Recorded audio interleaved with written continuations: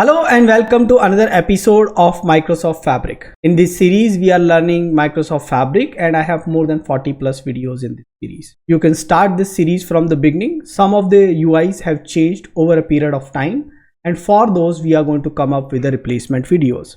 For more videos, you can just ask me on the comment. Some of the videos might already be available in the series.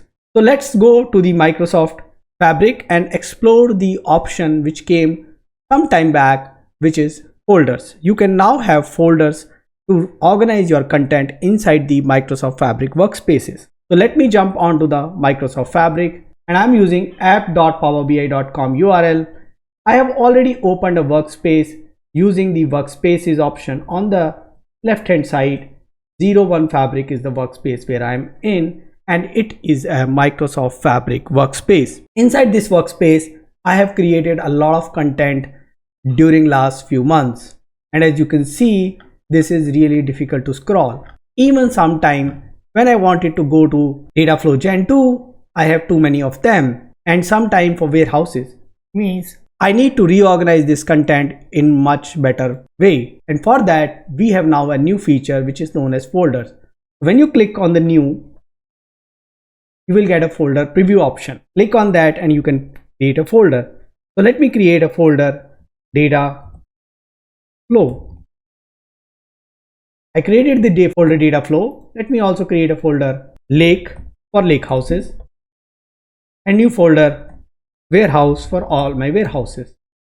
Same way I can have multiple folders for different purpose. I can have folders for my pipelines, or I may have folder by work area wise, means I created a complete flow which contain lake houses or warehouses.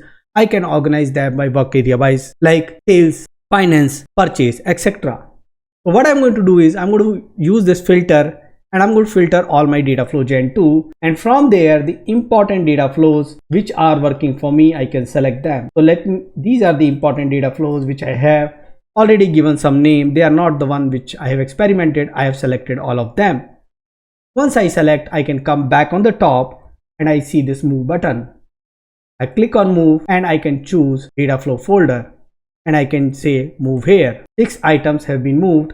I can uncheck this data flow filter, and now if I go to the data flows, I see all those data flow are part of this folder. It is not that I can have folder, I can have further folder inside this folder, and let me call it as date.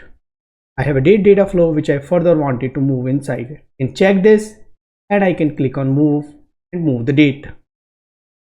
So now I am able to organize my information inside folders and subfolders. Let me go back. Let me filter on lake houses, and from here I want to move lake 02, 03 and test lake 01 into the lake folder. So let me select those and click on move and choose the lake folder and click here move.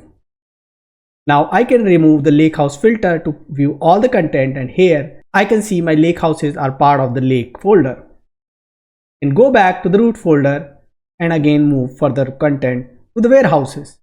I can filter on the warehouses. I can scroll down and do that, but there's too much of content, and let me choose warehouse 2, warehouse demo 01 and snowflake warehouse, and move all of them to the warehouse folder. And some of my data warehouses are part of the warehouse folder. Important thing to note is all the default semantic model has also moved to this particular folder. So in this manner, you can create the folder and organize the information at multiple level, and you can organize your content in much better manner. So why don't you go ahead and try that out, and do let me know what else you want me to cover in this particular series. Thanks for watching this particular video. Thank you.